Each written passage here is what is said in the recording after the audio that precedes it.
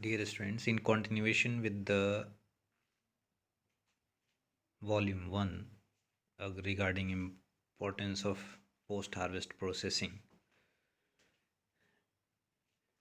in this class we will discuss about agricultural crop loss, their extent of loss, the comparison between perishable and non-perishable products. What are losses? These are measurable reduction in foodstuffs and may affect either quality or quantity. So means measurable reduction means it can be measured.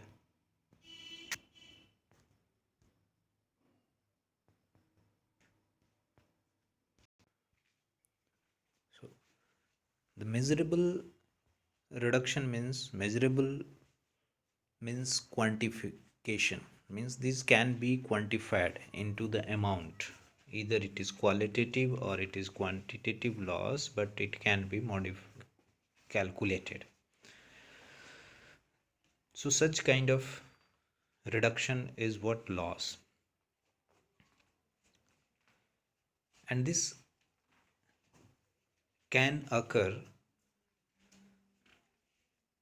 in horticultural produce because these are living things and therefore they will show the biochemical changes inside the cells. Breathes, they can show breathing. Throughout the handling process there will be the biochemical changes that occurs, and this is the main reason behind this loss. The damage can be defined as the all obstacles which is going to restrict the use of product. Restrict the use of product, that can be due to injury, that can be due to the fungal attack, that can be due to microbial attack. However, the loss make the products not fit for consumption, means the product is available, has not been completely damaged, but there is a quality loss, and that's why it makes it unusable. In terms of quantity, loss can be measured in volume. In terms of the quality, it can be measured in their characteristics. In all these cases there is a huge loss in terms of the money in economic, that is called as economic loss,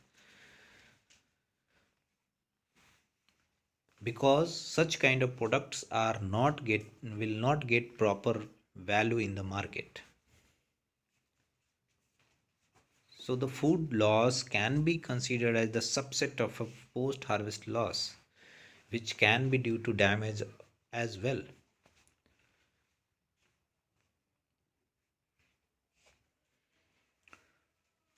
Food loss or wastage. So the terminology itself indicates the loss that occurs in terms of mass, in terms of the quality or nutrient value, which can occur at the stage of production, at the stage of harvesting, at the stage of post harvest, or it at the stage of processing, or during throughout the food supply chain. It if it occurs during this phase, obviously due to poor infrastructure, due to inefficient technological development, due to lack of skilled laborers, due to lack of knowledge, lack of managerial capacity, and the market as well. However, the food wastage, it indicates the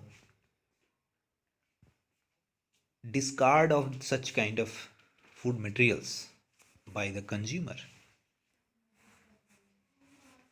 So it is at the downstream problem. It may be due to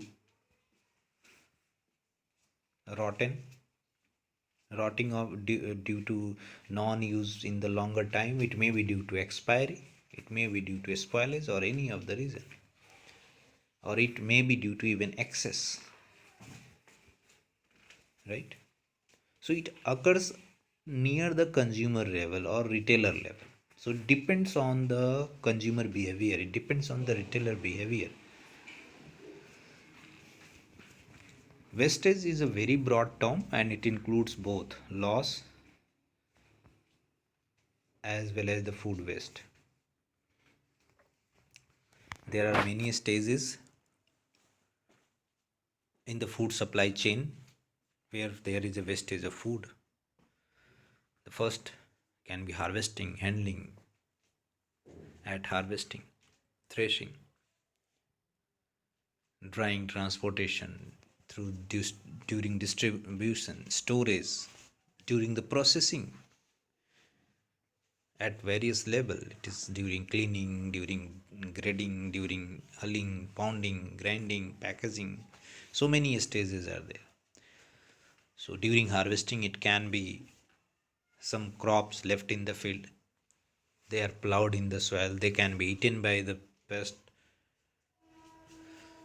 Poor harvesting technique, so causing damage. So poor management at the time of harvesting. It may be due to crop damage during harvesting also. Threshing, it occurs due to loss,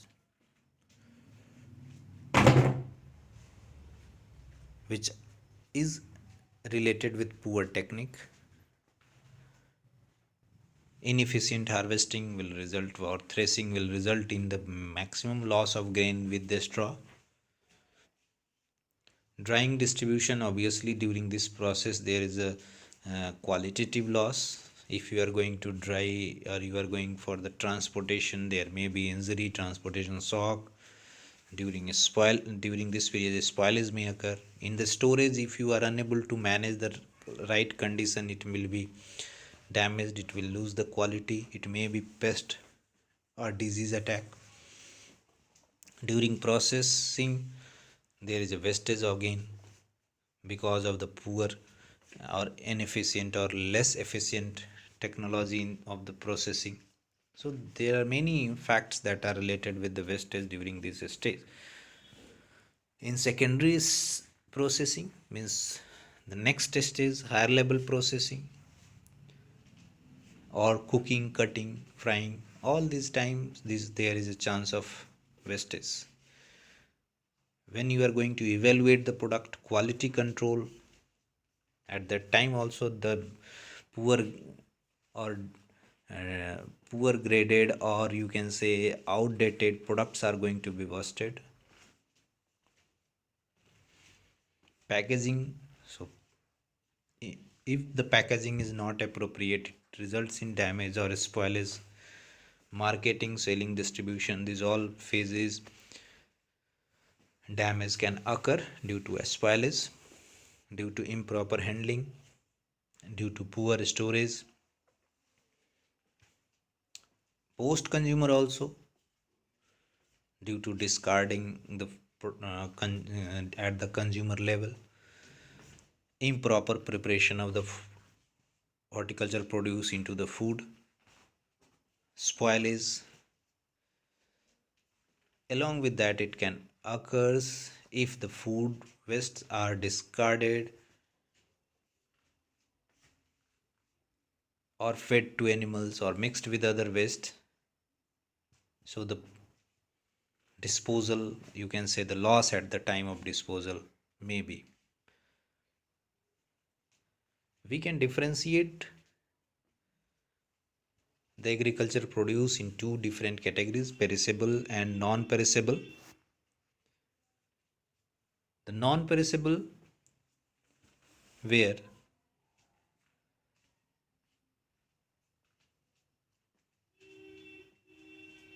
the products can be stored for longer duration of time because of negligible respiration rate, negligible transpiration, loss of water, like seed, like grains, like dry fruits. However, perishable food crops are those crops which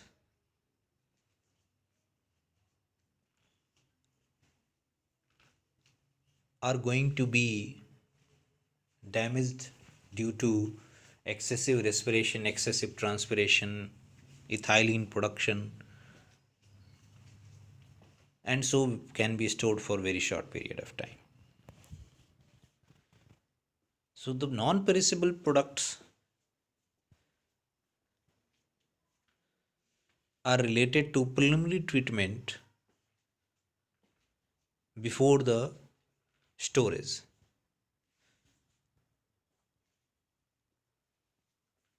Either you are going for reaping, you are going for drying.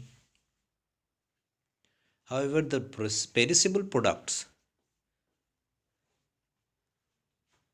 drying can only be possible during the processing, and the powdered form it can be converted. The fresh products can be converted into powdered form, which can be used as alternative for the fresh products in form of soft drinks, in form of RTS.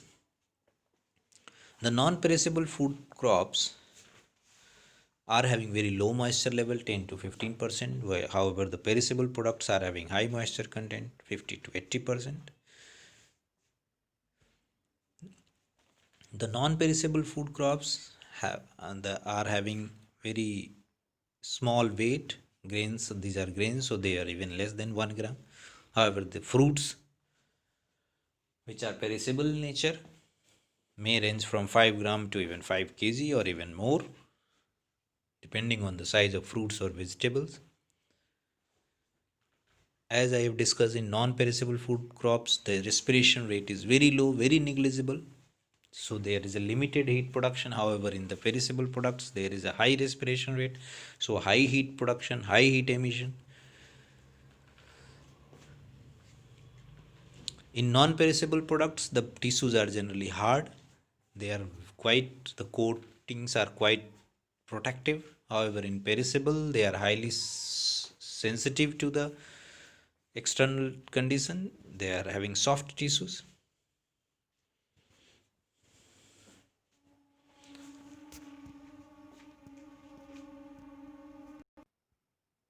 So in perishable crops, due to soft tissues, high sensitivity towards the atmospheric conditions,